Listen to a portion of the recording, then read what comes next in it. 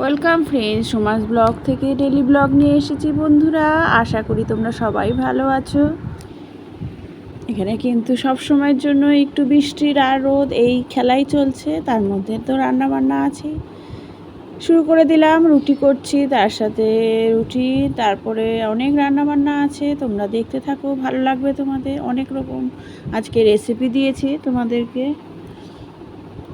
ওটা হচ্ছে করলা আর আলু একসাথে ভাজলাম, রুটি করলাম, তারপরে হচ্ছে ম্যাগিটাকে দেখো একটু অন্যরকমভাবে 2 রকমের ম্যাগি করব আজকে।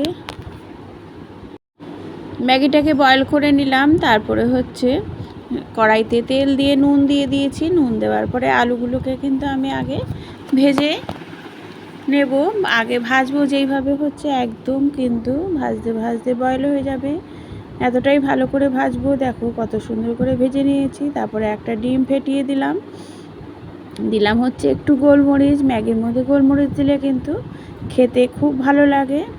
তারপরে সব একসাথে ভেজে দিচ্ছি হচ্ছে পেঁয়াজ আর কাঁচা লঙ্কা, সেটাও একসাথে সব ভেজে নিলাম। দেওয়ার পরে কিন্তু আমি আর বেশি কিছু দেব না, নুন তো দেওয়াই আছে। দেব হচ্ছে ম্যাগিগুলোকে দিয়ে ভালো করে আমি এটা ভেজে নেব। ওটা ম্যাগিটা ভালো মতো ভাজছি, তার পাশেই আমি বসিয়ে দিয়েছি আরেক রকম ম্যাগি, লঙ্কা দিয়ে এটা বয়েল করতে বসিয়ে দিয়েছি। এটা কিন্তু একদমই শুকনো হবে, আর এটা হচ্ছে ভাজা, আর ওটা হচ্ছে বয়েলের মধ্যেই সব কিছু হবে। তোমরা 2 রকমভাবেই খেতে পারো, 2 রকমভাবেই ভালো লাগে। দেখো এটা ম্যাগি মশলা দিয়ে আবার একটু ভালো করে আমি ভেজে নিচ্ছি সব একসাথে। দারুণ হয় কিন্তু এই ম্যাগিটা। ম্যাগি লাভার যারা, তারা কিন্তু বিভিন্নভাবে ম্যাগি খেতে ভালোবাসে, সেই জন্য 2 রকমভাবে করছি। দেখতে থাকো তোমরা। ওটা হয়েই গেছে। তারপরে এটা হচ্ছে দেখো জলটা একদম টেনে গেছে, ওর মধ্যে দিয়ে দিলাম ম্যাগির মশলার সাথে ম্যাগিটা একসাথে সব মিশিয়ে দিচ্ছি। তারপরে দেখো একটু অন্যরকম আছে, দেখতে থাকো তাহলেই বুঝতে পারবে। দেখো এটা কিন্তু নামিয়ে নিয়েছি আমি। যারা আছো ম্যাগি লাভার, চলে এসো সবাই। দেখো কত সুন্দরভাবে এই ম্যাগিটা হয় কিন্তু খেতে। এর মধ্যে আবার আমি কিন্তু বাদাম টাদাম দিয়ে খেতেও ভালোবাসি। যেহেতু ছিল না ঘরে, তাই এইভাবেই আমি খেয়েছি। আর দেখো বলেছি এই ম্যাগিটা একটু অন্যরকম হবে। দিয়েছি হচ্ছে পোচ, এটা হচ্ছে কিন্তু একদম জলের মধ্যেই পোচটা করা হয়েছে। পোচ করে তারপরে ম্যাগিটা নামানোর পরে দিয়ে দিয়েছি। তারপরে হচ্ছে পনিরের রেসিপি দেখাচ্ছি, দেখতে থাকো। পনির আর আলু আমি কেটে নিয়েছি। খুব চটজলদি কিন্তু রান্না হয়েছে আজকে, কারণ আমার মেয়ে আর বর একসাথে মর্নিংয়েই বেরিয়ে গেছে গাড়ি শিখিয়ে আমার মেয়েকে। তারপরে অফিসে চলে যাবে, মেয়েও কলেজে চলে যাবে। সকাল সকালই বেরিয়ে গেছি সবাই। তার মধ্যেই কিন্তু আমি সব টিফিন খেতে দেওয়া সবই করে দিয়েছি। আর এটা পনিরের মধ্যে দেব হচ্ছে অর্ধেক পেঁয়াজ, কাঁচা লঙ্কা, আদা, আর হচ্ছে তিল আর চালমগজ, এইটাই হচ্ছে পেস্ট হবে। আরেকবার বলে দিচ্ছি তোমাদের। দেখো আলুটা ভাজা হয়ে গেছে। আলুটা ভাজা হয়ে গেলে পনিরগুলো দিয়ে দেব। আমি কিন্তু প্রথমে বলেছি কিনা জানি না, আরেকবার বলছি। তেলের মধ্যে গোটা জিরে আর এলাচ আর দারচিনি ফোড়ন দেওয়ার পর আলুগুলোকে ভেজে নিচ্ছি। তারপর আলুটা একদম ভাজা হয়ে গেলে পনিরটা দিয়ে একটু নাড়াচাড়া করব।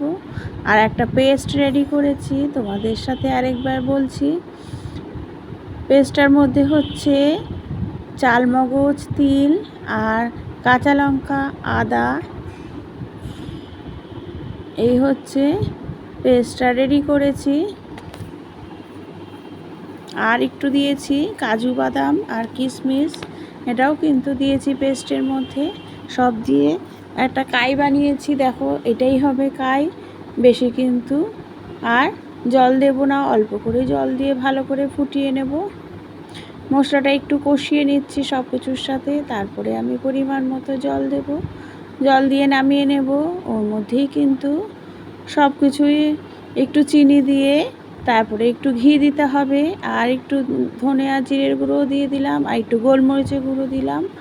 দিয়ে আমি এটাকে মশলার সাথে একটু কষিয়ে নিচ্ছি, তারপরে জল দিয়ে দেবো পরিমাণ মতো।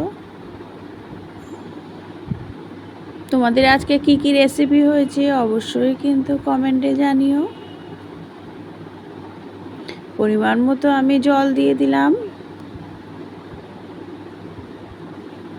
আর আমার রেসিপিগুলো তোমাদের কতটা ভালো লাগছে, আমার এই ব্লগ চ্যানেলে আমি যে রেসিপি দিই সেটা তোমাদের কতটা ভালো লাগছে অবশ্যই কিন্তু কমেন্টের মাধ্যমে একটু জানিও।